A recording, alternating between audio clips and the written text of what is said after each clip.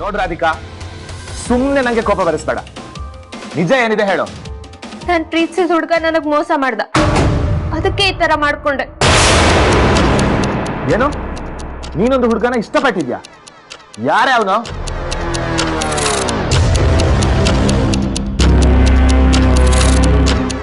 ನೋಡು, ನಿಂಗೆ ಮೋಸ ಮಾಡಿದವನ್ನ ನಾನು ಸುಮ್ಮನೆ ಬಿಡಲ್ಲ.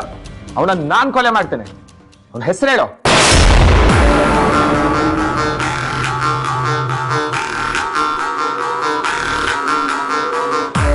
ಲೋ ಮಗ, ನಿಂಗಾದ್ರೂ ಗೊತ್ತಿರ್ಬೋದು ಅವ್ನು ಯಾರು ಅಂತ ಹೇಳಿ. ನೀನು ಒಳ್ಳೆ ಫ್ರೆಂಡ್ ತಾನೆ, ನೀನಾದ್ರೂ ಕೇಳಿ ಹೇಳು ಅವ್ನು ಯಾರು ಅಂತ ಹೇಳಿ. ಅದು ಸರಿ, ನಿಂಗೂ ಗೊತ್ತಿಲ್ವಾ? ಇರ್ಲಿ ಬಿಡು, ಅಟ್ಲೀಸ್ಟ್ ಅವನ ಹತ್ರ ಕೇಳಿ ಆದ್ರೂ ಹೇಳು. ಪ್ಲೀಸ್ ಸ್ವಲ್ಪ ಅವಳಿಗೆ ಸಮಾಧಾನ ಮಾಡಿ ಅವನ ಹೆಸರೊಂದು ತಿಳ್ಕೊ.